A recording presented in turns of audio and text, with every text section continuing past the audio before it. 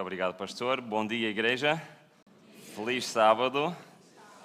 É um prazer estar aqui convosco. Como dizia o pastor, já tive o privilégio de estar aqui convosco o ano passado.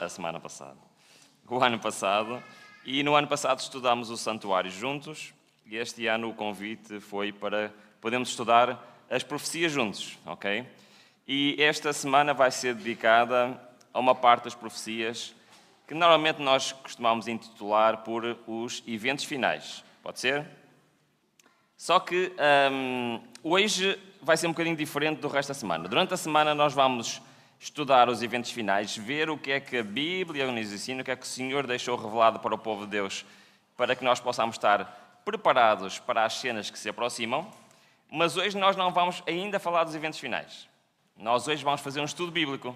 Pode ser? Porquê é que nós vamos fazer um estudo bíblico? Irmãos, eu vou ser muito claro, muito franco. A maior parte das coisas que nós vamos fazer hoje, os irmãos sabem, ok? Só que, muitas vezes, os adventistas são acusados, deixem-me passar esta palavra, de terem uma escatologia, ou seja, uma visão dos eventos finais, um pouco estranha, ok? E muitas vezes as pessoas dizem assim, mas isso que vocês estão a ensinar não está na Bíblia.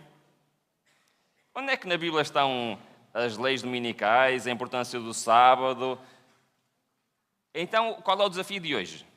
Se calhar já perceberam qual é o desafio de hoje. O desafio de hoje é nós vermos como podemos ensinar e aprender esta questão importante das leis dominicais, da questão do sábado, apenas pela Bíblia. Pode ser? Sim ou não? Perceberam o desafio? Okay, então o desafio é, nós vamos estudar as profecias para ver se isto é um ensinamento bíblico ou não. Pode ser?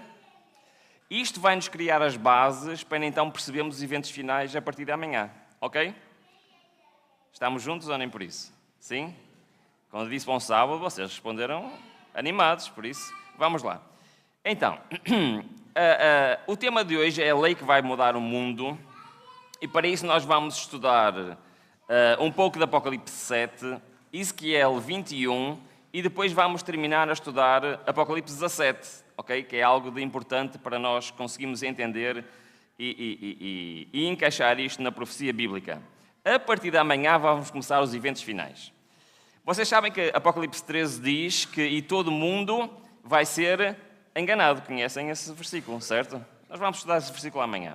Amanhã nós vamos ver quais os argumentos que vão ser usados para que todo mundo possa ser enganado.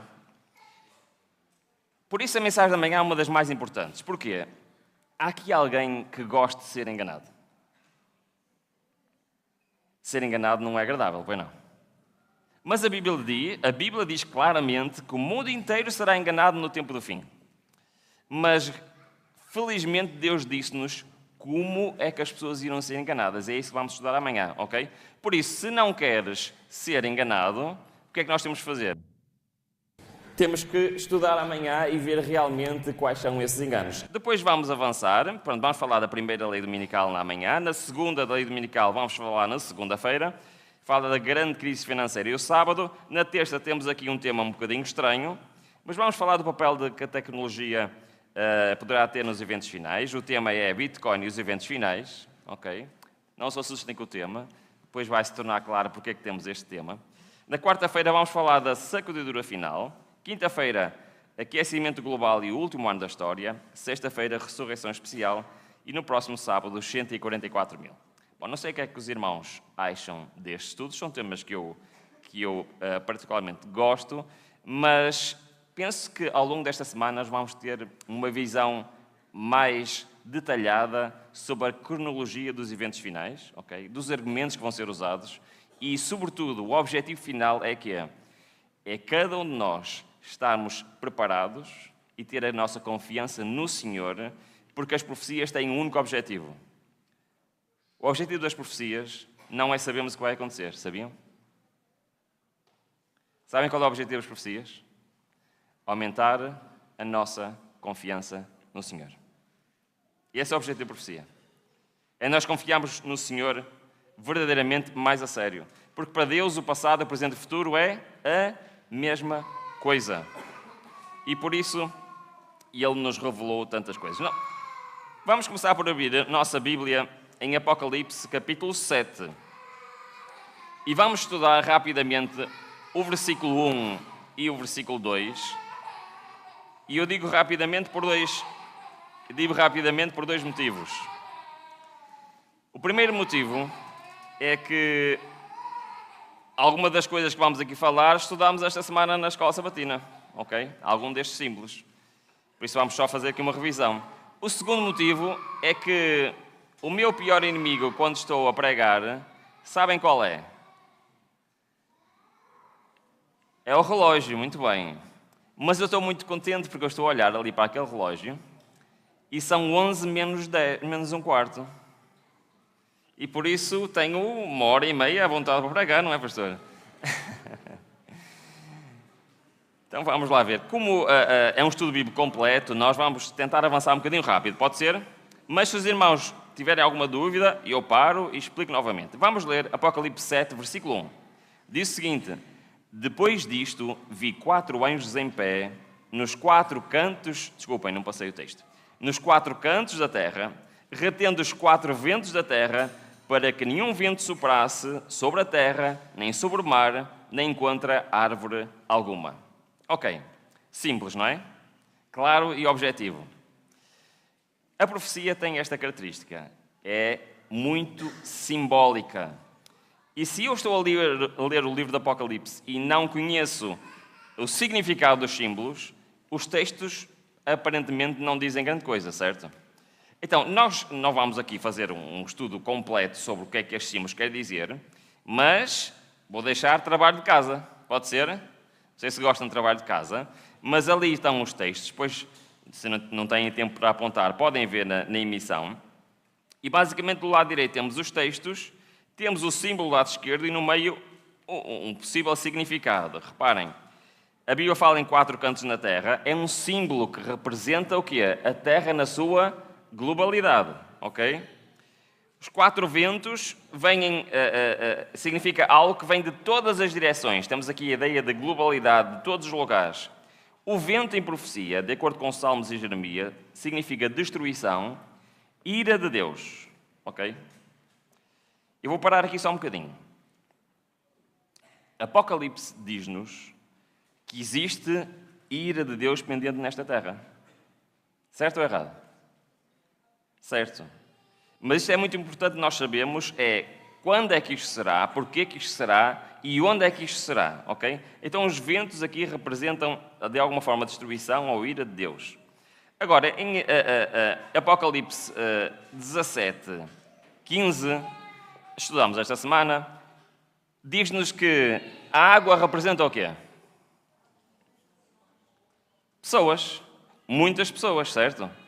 Então diga uma coisa, o mar é um local que tem pouca água ou muita água? O mar é feito de água, não é?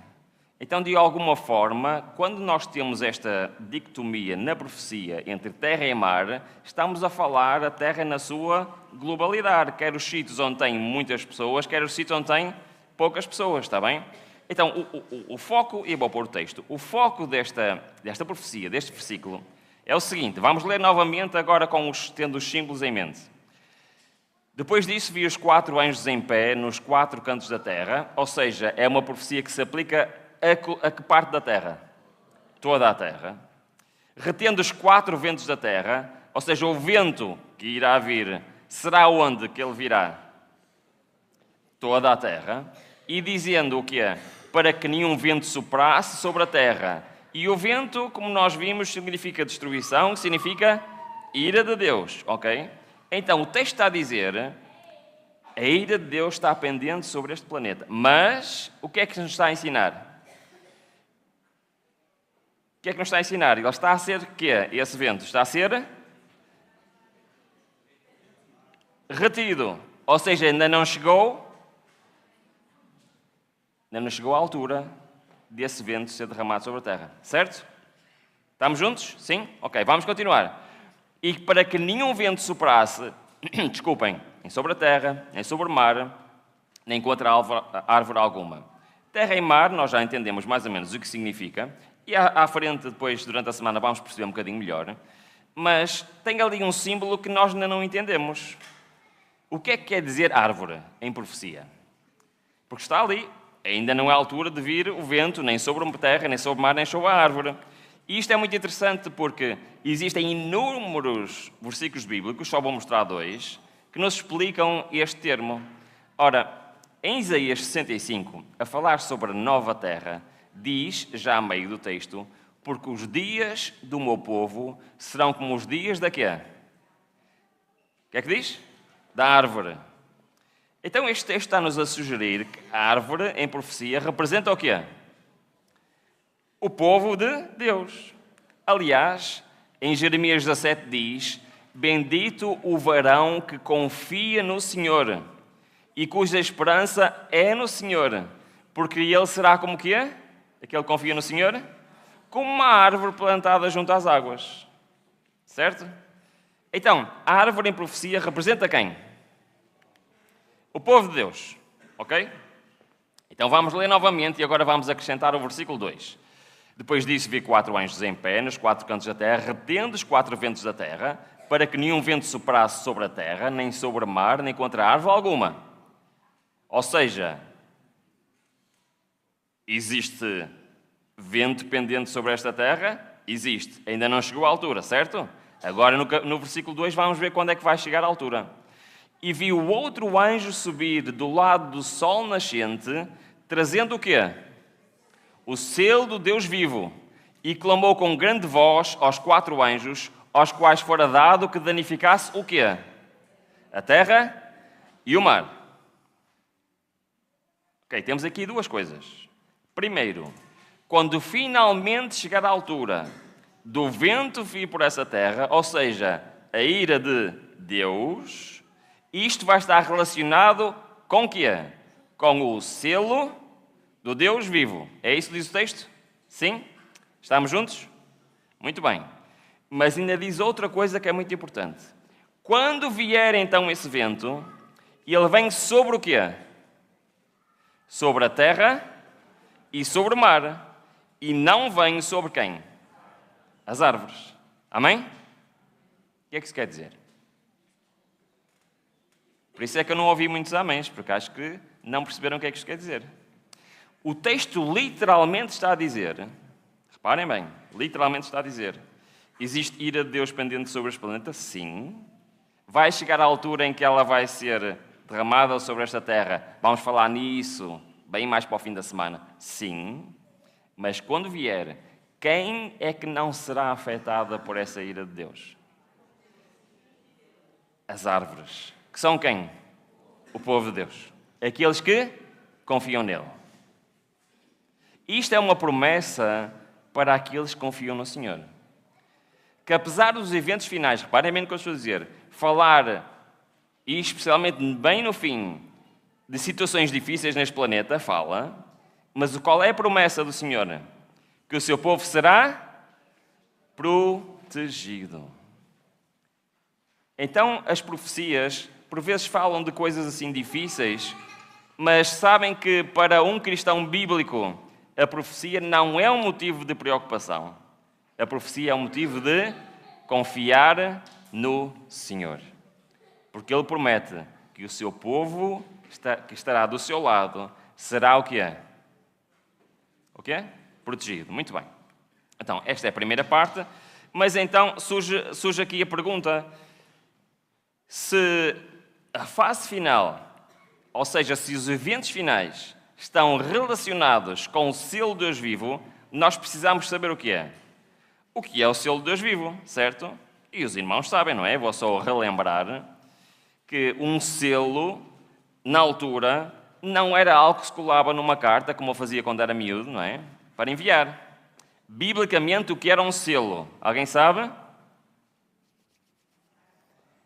Era um anel. Ok? E esse anel tinha um propósito. Qual era o propósito? Autenticar documentos. Em especial, a promulgação de quê? Alguém sabe? Leis. Muito bem. não se promulgava leis sem um selo. E é por isso, está ali um exemplo simples, não é? Que quando Faraó foi eleito governador de todo o Egito, o que é que o Faraó deu a José? O anel, o selo. Porquê que ele deu o selo a José? O que é que isto significa? Significa que agora José era mais importante que o Faraó, é isso? Não. Significa o quê? Que José tinha o poder legislativo. José podia fazer o quê? Promulgar leis com o selo, e aquilo que ele tinha acabado de fazer, aquela lei que tinha sido redigida e promulgada, estava em vigor onde? Em toda a terra da autoridade do Faraó. Certo? Perceberam? Então o selo está relacionado com o quê? O poder de promulgar leis. Poder legislativo. Agora faço-vos uma pergunta. O texto de Apocalipse 7 falava do selo do Deus vivo. Será que Deus também é um legislador? Será que Ele também tem uma lei que Ele promulgou? Então, o texto de Apocalipse 7 está a falar que os eventos finais estão relacionados com o quê? Com a lei de Deus, certo? E nós conseguimos encontrar este selo Deus vivo na lei de Deus? Bom, é simples. Sabem que os selos têm 3 características, que é identifica a quem pertence, identifica o seu título e o seu território de domínio. Perceberam? Estamos ainda juntos, sim? Então, o selo, o que é que tem? Diz de quem é, diz quem é essa pessoa, ou seja, qual o título que ela tem, e também identifica o território de domínio. O selo que o Faraó deu ao José tinha estas características, certo? Então, nós quando olhamos para a Bíblia, encontramos isso. Encontramos. Em que mandamento? Vamos ler? Lembra-te do dia do sábado para o santificar. 6 dias trabalharás e falaste todo o teu trabalho. Mas o 7º dia é o sábado do Senhor teu Deus. Nesse dia não farás trabalho algum. Um pouco mais à frente diz, porquê que se deve de guardar o sábado? O que é que diz? Porque em 6 dias fez o quê? O Senhor, o que é que fez? O céu, a terra e o mar, e tudo o que neles há. E ao 7º dia descansou, por isso o Senhor abençoou o dia do sábado e o santificou. Ora, antes vemos o selo Deus vivo. Temos ali na mesma aquela expressão, a terra e o mar, já repararam? Por isso, sempre que nós vemos a expressão terra e o mar, o que é que nós nos lembramos? Da lei de Deus, certo? E agora reparem, nós temos aqui a identificação de quem é o legislador. Sim ou não? É o Senhor. É quem? É Deus, certo? Temos aqui a identificação, qual é o seu título nesta lei. E ele é o que é nesta lei? É o Criador. Muito bem. E qual é o território de domínio? É tudo. Certo? Então qual é o selo de Deus vivo? É exatamente isso. Ele identifica Deus, identifica o seu título Criador e toda a terra. E reparem, o mandamento em que está o selo de Deus é exatamente no 4º mandamento, ou seja, no mandamento sobre o sábado. O sábado foi inserido no decálogo como selo do Deus vivo, identificando o legislador e tornando conhecido o seu direito de governar. Era o sinal entre Deus e o seu povo, um teste da sua obediência. Ora, até aqui acho que está mais ou menos pacífico, sim? Nós temos então Apocalipse 7, que nos fala que os eventos finais estão relacionados com o selo de Deus vivo. E vimos que o selo de Deus vivo é o que é? Estou sozinho outra vez. É a lei de Deus, em especial o 4º mandamento, ok? Muito bem. Agora, porquê é que isto é importante para nós estudarmos os eventos finais? É que nós vamos focar toda esta semana em Apocalipse capítulo 13, está bem? Em Apocalipse capítulo 13, no versículo 16, falam-nos de algo que normalmente os adventistas costumam intitular como marca da besta, certo? Isto é um nome assim um bocado estranho, e eu queria dizer que nós vamos falar este nome várias vezes ao longo desta semana, a palavra besta, mas nós não estamos a chamar nomes a ninguém. Porque besta atualmente tem uma conotação diferente do que tinha antigamente, ok? Aliás, no tempo da minha avó, a palavra besta tinha um outro significado. Sabem qual é o significado original desta palavra? Alguém sabe? Besta é um animal. É só isto. Já ouviram falar de bestas de carga? Sim, um boi era uma besta de carga. Então, quando a Bíblia fala de bestas, não está a chamar nomes a ninguém. Está simplesmente, o profeta está simplesmente a dizer que viu o quê? Um animal, ok? Então, coloquem isto na mente, que é muito importante. Sempre que nós chamamos, por exemplo, marca da besta, nós não estamos a chamar nomes a ninguém, é apenas a marca de um animal, que representa alguma coisa, ok? Então, besta é animal. Estamos pacíficos com isto? Então, como eu estava a dizer, Apocalipse 13:16 diz o seguinte: a todos pequenos e grandes, agora já estamos a falar dos eventos finais, é só um parênteses, está bem? Ricos e pobres, livres e escravos, faz com que recebam uma marca na mão direita ou na fronte. Temos aqui uma marca, e agora peço a vossa ajuda, está bem? Para eu não me enganar. Onde é que vai ser colocada esta marca? Na testa? Mais? Ok.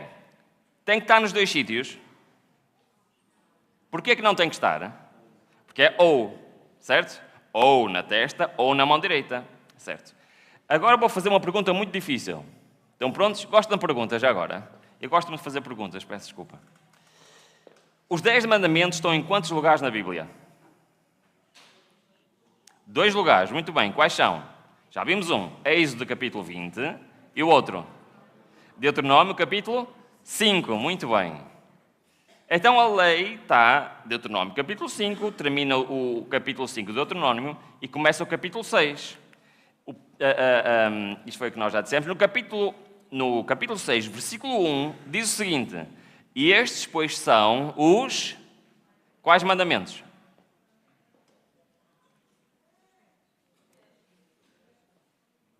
Eu vou repetir. Capítulo 5 fala de quê?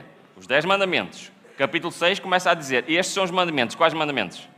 Os 10 mandamentos, que acaba de estar no versículo 5, certo? E agora reparem bem o que é que diz. Os estatutos e os preceitos que o Senhor Deus te mandou ensinar-te. Continua. E as ensinarás aos teus filhos, delas falarás sentado em tua casa e andando pelo caminho, ao deitar-te e ao levantar-te. Também farás o quê? As atarás por sinal onde? Na tua mão, e te serão por frontais onde? Nos teus olhos. Isto parece-vos algo parecido com o que acabámos de ler em Apocalipse capítulo 13.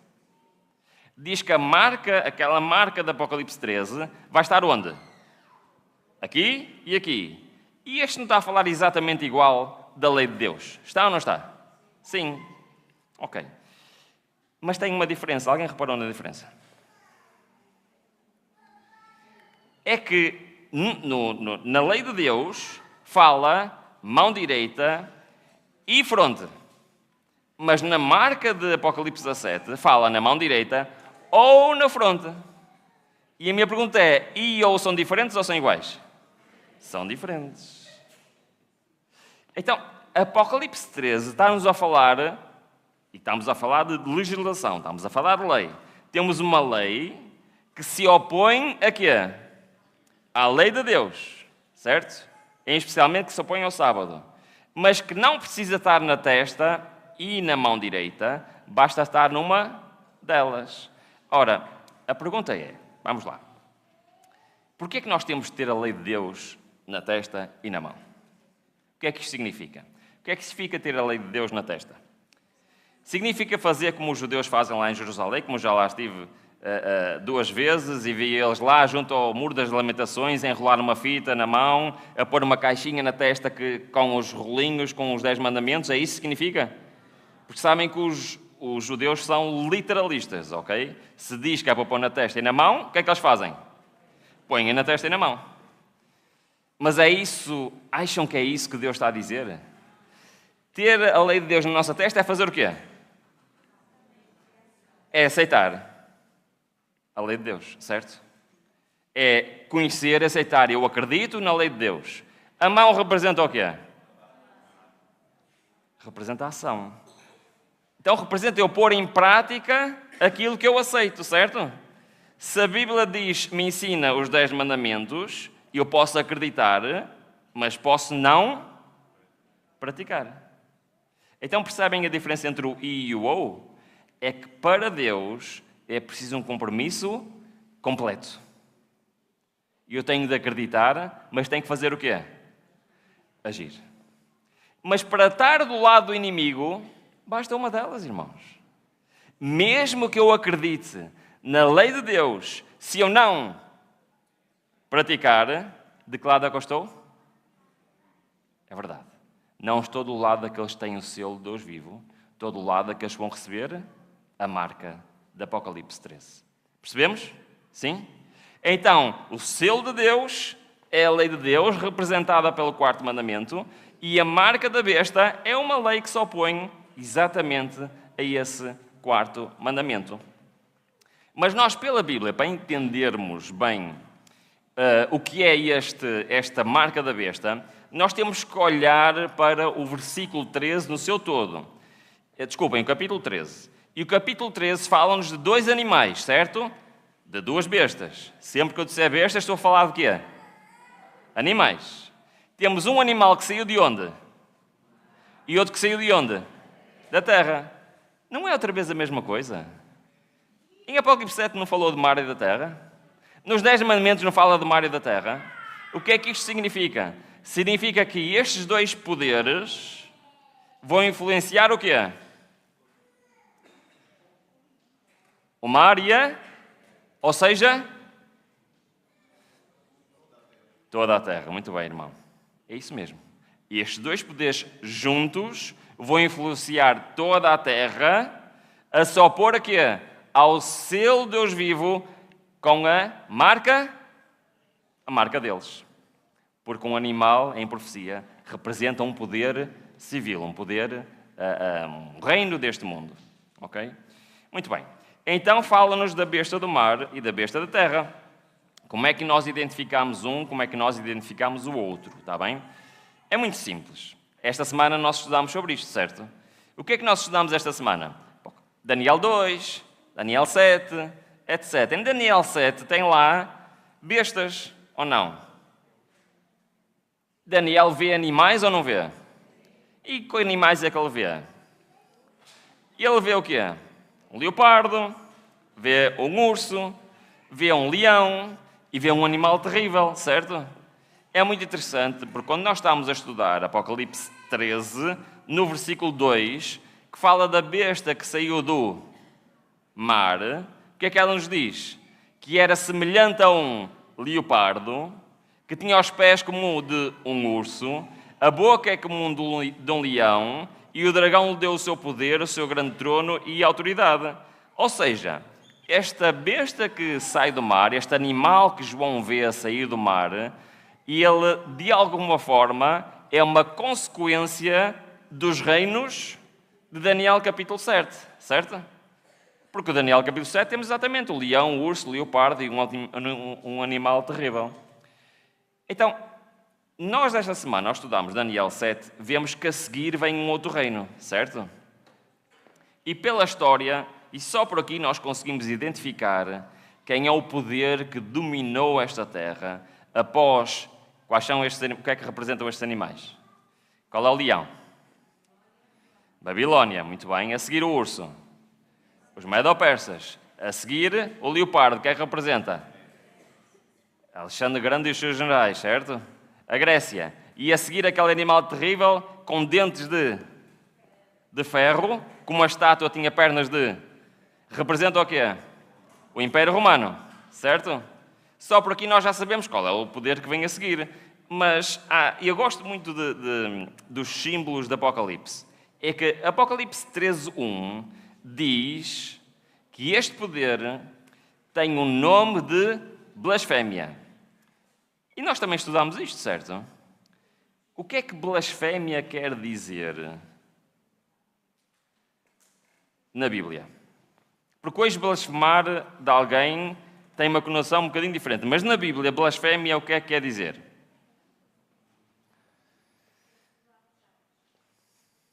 Bom, já que ninguém quer responder, eu vou ler, pode ser? Diz o seguinte, João 10. Respondeu Jesus, Jesus estava a responder àqueles que o queriam matar. Tenho-vos mostrado muitas obras boas procedentes do meu Pai.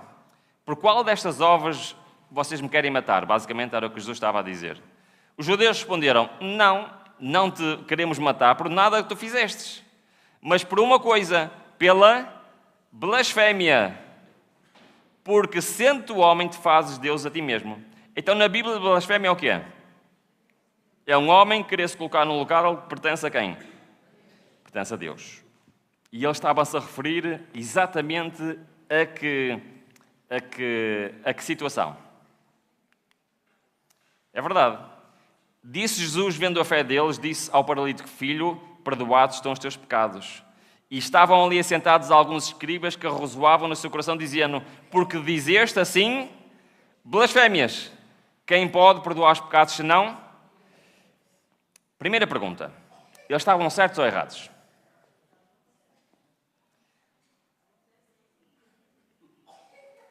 Estavam certos ou errados?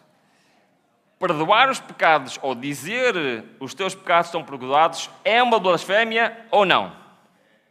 É uma blasfémia. Eles estavam certos. Mas qual era o problema? Porque qualquer um que diga isso está-se a colocar no lugar de quê? De Deus. Só que há um problema. Jesus estava a fazer certo ou errado? Porquê? Amém? Sabem que há muitos cristãos que duvidam que Jesus é Deus. Mas sabem que se Jesus não fosse Deus, Ele não podia perdoar pecados. Ele não podia aceitar a adoração. Ele não podia, como diz Apocalipse, que um dia todo joelho se dobrará perante quem? O Cordeiro. Quem é que é o Cordeiro? Cristo. Bom, isso é um outro assunto, não é? Cristo é Deus. E então Ele estava a blasfemar, sim ou não? Não estava. Mas se for outro homem a dizer isso, está a blasfemar ou não? Pois é. É que o poder que fala aqui é um poder que diz que tem o poder de fazer o quê? Perdoar pecados. É interessante, aqui há um tempo atrás eu encontrei este artigo da revista Sábado, que eu não sabia, não sei se vocês sabem, mas a Igreja de Roma ensina que há certos pecados que são tão graves que o bispo, o sacerdote local não pode perdoar. Só quem é que pode perdoar?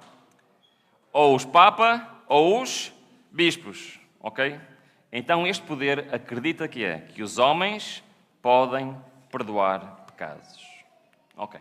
Então assim nós conseguimos identificar quem é este poder que nos está a falar aqui de Apocalipse 3, 1 a 10.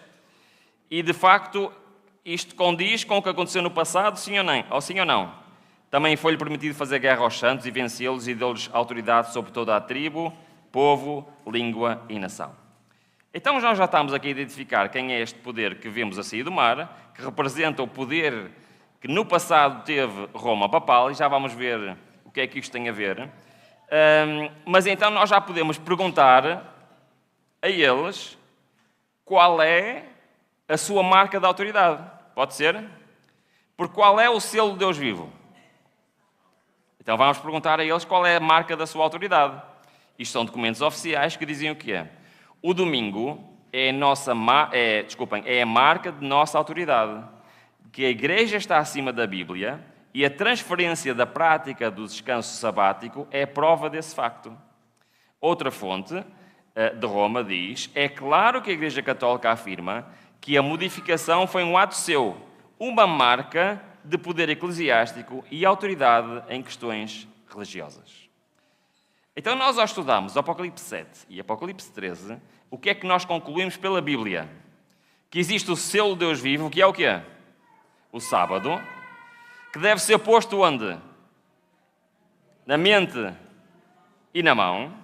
E existe, segundo Apocalipse 13, uma marca que se opõe a este selo de Deus vivo, que tanto faz, tanto pode estar na mão como pode estar na testa, e que Que dia? O domingo, ok? Então, isto é uma teologia bíblica, sim ou não? É. E por isso, e eu queria vos dizer isto porque eu sou um apaixonado por doutrinas, não é? Não há nenhuma doutrina adventista que não seja baseada na palavra de Deus. Nenhuma. Eu aceito que as pessoas tenham, reparem, eu aceito que me digam, eu tenho uma visão diferente ou uma interpretação diferente. Aceito perfeitamente isso. O que eu não aceito é que me digam, Ruben, essa doutrina não está na Bíblia, porque todas estão. Mesmo a visão escatológica da Igreja, ou seja, a compreensão dos eventos finais da Igreja, toda ela está baseada na Palavra de Deus. E é isso que vamos estudar ao longo desta semana. Ora, só nos falta descobrir uma coisa, que é quem é a besta que sai da terra. Está bem? Não sei, mas tenho mais um bocadinho, mais uns minutinhos. Temos mais uns minutinhos? Já estão cansados? Não? Ok, então vamos lá. Para nós percebermos quem é a besta que sai da terra, temos que estudar Apocalipse 17, ok? E porquê temos que estudar Apocalipse 17? Porque ela ensina-nos exatamente quem é este poder. E reparem o que é que diz Apocalipse 17, 9 ou 11. Aqui o sentido tem sabedoria. As 7 cabeças são 7 montes sobre os quais a mulher está assentada. E são também 7 reis, 5 já caíram, um já é, outro ainda não é vindo, e quando vier convém que dure um pouco de tempo. E a besta que era, e já não é ela também o 8º, e é dos 7, e vai à perdição. Simples, não é? Então vamos lá. Vamos tentar entender esta profecia, pode ser? Sim? Ok, vamos lá tentar entender. Sabem que, antes de passarmos à profecia, queria dizer uma coisa que é muito importante, que eu esqueci-me de dizer no início. Sabem que só há 3 maneiras de nós interpretarmos a profecia bíblica. Só há 3. Sabem quais são? E só vamos usar estas 3 ao longo da semana. A primeira é pela própria quê? Bíblia. Lembram-se daquele quadro que eu vos mostrei no início para identificarmos os símbolos? Como é que identificamos os símbolos? Pela Bíblia. Então, a principal maneira de interpretarmos a profecia é usando a Bíblia. Ok.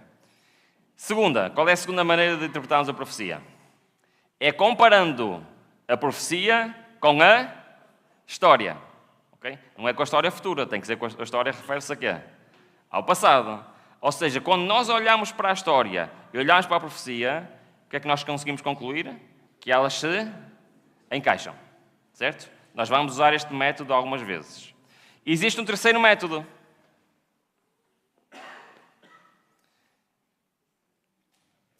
Que é pelo espírito profético. O espírito profético é uma maneira que Deus tem usado ao longo da história para compreendermos melhor a profecia. E só há estes 3 métodos, irmãos. Não há mais nenhum. Sabem que há um problema que a internet é uma bênção, mas também às vezes é uma maldição. Quando existem muitos palestrantes, muitos pregadores com muitas opiniões diferentes, e ainda há poucos dias atrás estava eu no Brasil a pregar temas parecidos com estes, e eu tinha pregado sobre um tema, que é o que vamos falar agora, e algumas pessoas estavam com algumas dúvidas, porque há uma visão de que esta profecia se relaciona com o número dos últimos papas. Já ouviram falar dessa profecia? E o problema é que no dia seguinte o que é que aconteceu? Faleceu, não é? Ou seja, o pregador que disse, estou a dar um exemplo, está bem? Os pregadores que disseram que esta profecia era relacionada com o número de papas e que o papa anterior era o último, que Cristo voltaria na sua vida, o que é que acontece essa mensagem?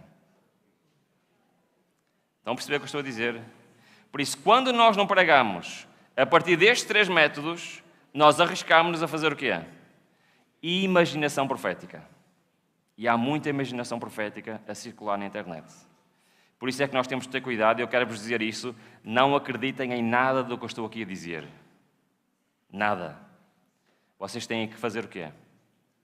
Estudar por vocês mesmos, está bem? E comprovar se o que eu estou a dizer é certo ou se o que eu estou a dizer é errado. Assim como todos os outros. Então, eu nunca entendi muito bem esta profecia. Mas um dia eu estava a ler estes livros, que são uns livros que eu gosto muito, que é o Comentário Exaustivo de Ellen White, Daniel e Apocalipse. Okay? Infelizmente estes livros só existem em inglês, mas são um apoio incrível para quem estuda a profecia.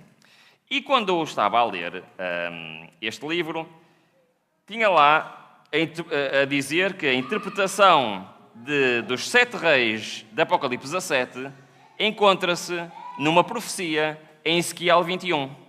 Ok? Não sei se já ouviram falar dessa profecia. Então, eu decidi estudar essa profecia a ver se as peças encaixavam. Vamos fazer isso? Vamos estudar Ezequiel 21 e ver se as peças encaixam nesta profecia que nós acabamos de ler? Ora, reparem bem. A profecia de Ezequiel 21 diz-nos o seguinte: Assim diz o Senhor Deus, tira o diadema, remove a coroa, esta não será a mesma. Exalta o humilde, humilha o soberbo, ao revés, porei a coroa, e ela não mais será, até que venha aquele a quem pertence direito, e a ele darei. Pronto, está resolvido. Simples, não é? Já percebemos tudo. O que é que este texto está a dizer? Vamos lá, vamos pensar juntos, ok? O que é que este texto está a dizer? Este texto é uma profecia dada pelo profeta Ezequiel ao último rei de Israel, ok? Reparem bem, imaginem a cena. O Ezequiel vai ter com o último rei de Israel e diz-lhe o seguinte: olha, Deus deu-me uma mensagem para te dar. A tua coroa vai ser retirada, certo? E vai ser entregue ao revés, e depois novamente ao revés, e depois novamente ao revés, até que quem? O que é que diz o texto? Até ser entregue a quem pertence, e a ele darei. Quem é este a quem pertence a coroa de domínio sobre esta terra? Quem é esse? Cristo. Então, basicamente, o que o Ezequiel está a dizer àquele profeta é: olha, o teu domínio vai ser retirado, vai ser colocado a quem não pertence, a quem não devia de estar, certo? E depois, sucessivamente, a quem não pertence, e sucessivamente a quem não pertence, até que é? Até que isto voltar. Basicamente, o que esta profecia em Ezequiel 21 está a dizer, que os reinos sucessivos que conquistaram Israel vão continuar sucessivamente até quando? Até que isto voltar. Perceberam, sim ou não? Concordam comigo, sim ou não? Vai estar a quem não pertence, ou seja, vai estar no inimigo do povo de Deus, até Cristo voltar. Então nós vamos ver a história. Agora vamos aplicar o método histórico. Vamos ver o que é que aconteceu na história. Aliás, eu vou só ler o que está na citação de Ellen White. Diz assim: a subversão final de todos os domínios terrestres, estamos a falar de domínios terrestres, está claramente predita na palavra da verdade, na Bíblia. Na profecia proferida, quando a sentença divina foi pronunciada sobre o último rei de Israel. Deu-se esta mensagem, e cita exatamente o texto que acabamos de ler. Mas ela acrescenta algo muito interessante. Ela diz o início dessa sequência.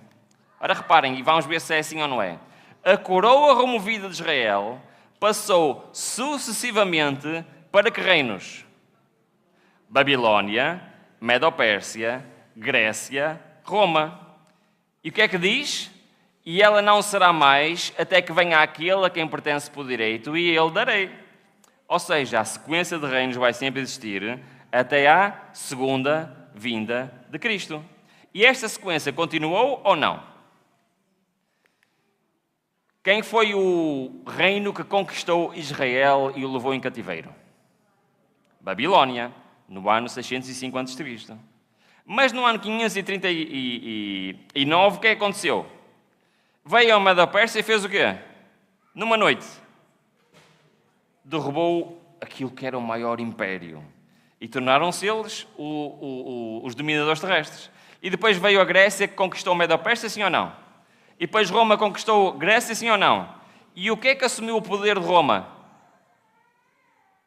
no ano 538 depois de Cristo. Roma papal, muito bem. E teve um domínio de quanto tempo? Está escrito 7 vezes na Bíblia. 1260 anos. Que terminou quando? 1798, quando o jornal Bertollia entrou em Roma, prendeu o Papa e o levou cativo. Então, de acordo com a profecia de Ezequiel 21, temos uma sequência ou não temos? Sim. Mas essa sequência vai terminar quando? A profecia diz que vai terminar só quando Cristo voltar. A França atualmente é o poder dominante deste mundo? Não. Ok, então o que é que aconteceu à França? Sabem o que aconteceu à França? Isto é um mapa daquilo que é hoje os Estados Unidos e o Canadá. Este mapa é da altura em que a França derrubou Roma papal. Chama-se o Primeiro Império Ultramarino Francês. Na história normalmente não se refere porque este império foi muito curto, mas foi muito grande. Estão a ver aquela mancha azul no mapa? Sim? Sabem o que é aquela mancha azul? Alguém sabe? França. A França tinha do seu domínio todo aquele território que é quase tudo o que é hoje os Estados Unidos e Canadá. Acham que é um grande território, sim ou não? Estão a ver aquela manchazinha cor de rosa ali do lado direito? Sabem o que é essa mancha? É um país que tinha acabado de ser independente. Sabem como é que se chama? Estados Unidos da América. Estados Unidos da América, aqui não se vê muito bem, não é? Do lado direito temos uma manchazinha cor-de-rosa. Eram os 3 estados que declararam a independência.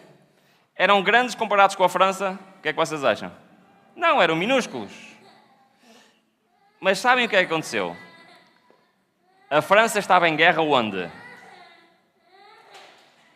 Conhecem a história de Napoleão, não conhecem? Na Europa. Toda a Europa. A guerra é cara ou é barata? Então o que é que estava a acontecer? O Napoleão estava a ter muita dificuldade em financiar a guerra. E tinha todo este território na América do Norte para controlar. E um país recém-criado estava a tentar expandir-se e conquistar terreno a quem? À França. Então, os Estados Unidos fizeram uma proposta à França. Foram ter com Napoleão e disseram assim: nós queremos comprar o teu império. E o Napoleão pensou assim: olha bem, o dinheiro que eles estão a oferecer dá mesmo jeito para a guerra que eu estou a ter aqui nos Estados Unidos, na Europa. Sabem o que é que o Napoleão fez? Vendeu o seu império aos Estados Unidos. 1803. Está ali o tratado, chama-se a Compra de Louisiana, e está ali o remover a bandeira da França e o hastear a bandeira dos... Foi neste dia que os Estados Unidos se tornaram uma potência mundial. Então, segundo a profecia, o poder terrestre passou da França para os Estados Unidos, sim ou não? Sim. A profecia diz que os governos seriam o quê? Seguidos, e uns se sucederiam ao outro. E então chegamos ao fim da nossa lista. Até hoje, desde o ano 1803, nós temos esta sequência. Então o poder que sai, a besta, o animal que sai da terra, qual é? É os Estados Unidos. Mas, Ruben, e é a última coisa que vamos ver hoje, como é que nós sabemos que este é o último poder e não vem outro? É uma pergunta válida, sim ou não? Sim. Porque é que este é o último? Muito bem, vamos olhar novamente para o texto de Apocalipse 17, pode ser? Com isto tudo que nós aprendemos, vamos olhar novamente para o texto de Apocalipse 17. E diz o seguinte, fala-nos o que é. Apocalipse 17, versículo 7, este não lemos ao bocado, diz assim: E o anjo me disse, por que te admiras? E eu te direi o mistério da mulher, porque Apocalipse 17 é uma visão sobre uma mulher montada num animal, e da besta aqui atrás, o qual tem 7 cabeças e 10 chifres. Então esta besta tem quantas cabeças? E quantos chifres? Muito bem. É muito interessante que Apocalipse 13 diz o seguinte: Desculpem, eu não tinha mudado ali o texto. Por isso, a besta tem 7 cabeças e 10 chifres. Apocalipse diz que a besta que sai do mar tem o quê? Quantas cabeças? 7. E quantos chifres? Muito bem. E que sobre os seus 10 diademas e sobre as suas cabeças um nome de blasfémia. E depois continua no versículo 13 e diz: uma das suas cabeças foi ferida de morte e a sua chaga mortal foi curada, e toda a terra se maravilhou após a besta. Então, o animal que João vê em Apocalipse 17, que tinha quantas cabeças? 7. Uma delas, o que é que aconteceu a essa cabeça? O que é que está no texto? Vamos lá, vocês conseguem. Teve uma ferida mortal. Quem é que é este poder que recebeu uma ferida mortal? Roma papal, certo? Não temos tempo para estudar esta profecia, mas é exatamente isso. Quando? 1798. Então, nós já sabemos uma das cabeças, certo?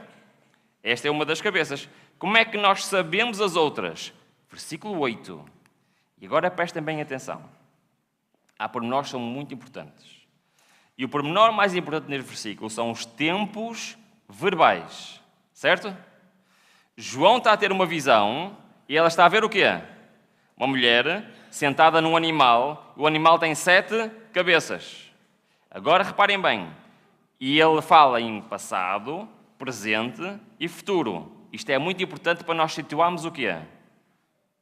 Situamos o tempo em que ele está a ver a visão. Perceberam?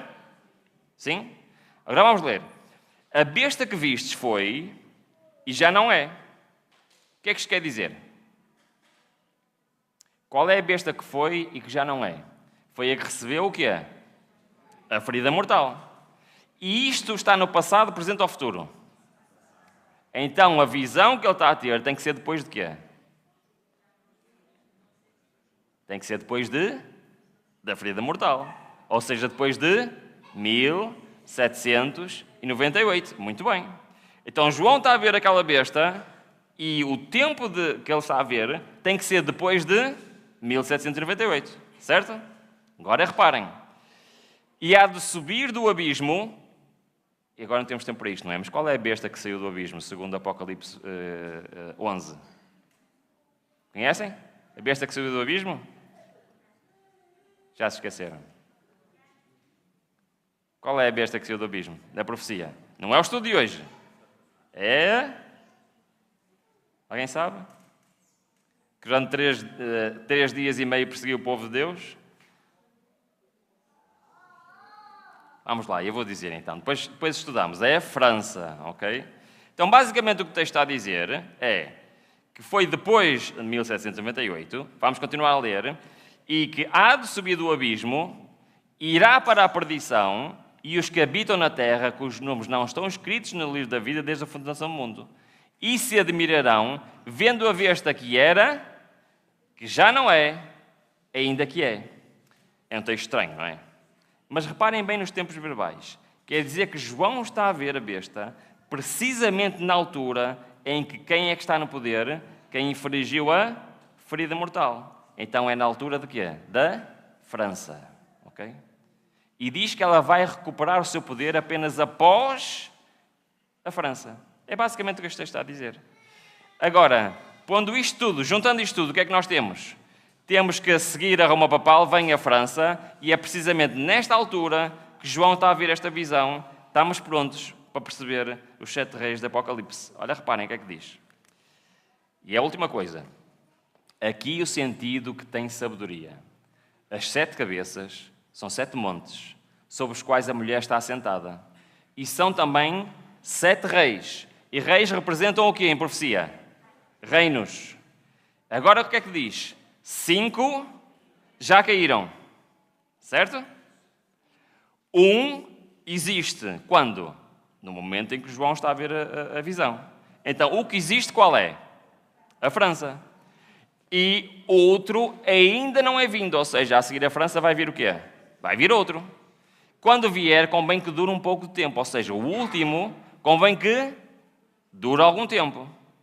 Então vamos ver se isto encaixa com a história? O que é que nos diz? Já sabemos quais são os que caíram, certo? Já tínhamos visto. Então os que caíram eram quais? Babilônia, Medo-Pérsia, Grécia, Roma e Roma Papal. Aquele que é, na altura da visão de João, é qual? É a França. E o que é vindo e convém que dure algum tempo é qual? Os Estados Unidos. Então, Ruben, com esta profecia, nós sabemos o que é? Que os Estados Unidos é o último poder terrestre antes da vinda de Cristo. A profecia é incrível, não é? Em Ezequiel 21 conseguimos fazer isto, mas não sabíamos se era o último. Mas em Apocalipse 17 nós conseguimos saber o que é. É o último. Só nos falta um versículo, ok? O que é que diz o versículo? E a besta que era e que já não é, ela também o que é? O oitavo é um dos 7 e vai à perdição. Porque na visão de Ezequiel 21 diz que os poderes iam suceder uns aos outros, certo? Foi o que aconteceu. Mas em Apocalipse 7 está-nos a dizer, é certo, essa sequência está correta, mas há um deles que vai regressar. E qual é que vai regressar? É aquele que recebeu a ferida de morte. Então o que é que nos diz? Que no tempo dos eventos finais, os dois poderes que serão preponderantes serão quais? Os Estados Unidos e a Roma Papal, que são precisamente quais animais de Apocalipse 13? A besta que sai do mar e a besta que sai da terra. A profecia encaixa-se completamente. Então, estudando isto, nós temos basicamente os 4 animais de Daniel e temos os 3 animais de Apocalipse. Todas as profecias da Bíblia apocalípticas juntam-se para o estudo de Apocalipse 13, onde estes dois poderes, Roma Papal e os Estados Unidos, vão ter uma lei que se vai opor ao selo do Deus vivo. E é sobre isso que vamos começar a estudar. É certo que quase nada que eu falei hoje aqui é novidade. Mas nós fizemos um exercício que eu acho que é muito importante. É vermos pela Bíblia como nós concluímos tudo isto.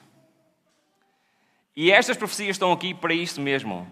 Para nos mostrar que Deus, apesar de tudo o que se passa neste mundo, já sabe tudo o que vai acontecer, irmãos. E apesar de tudo o que se aproxima, e a Bíblia fala-nos que é um tempo de angústia, é verdade. Mas o que é que Deus diz na sua palavra? Já lá está escrito quem será o vencedor. E o desafio desta semana é eu decidir de que lado quero estar. Do lado de Cristo, do lado que vai vencer, ou não. Que o Senhor nos abençoe, um sábado para todos.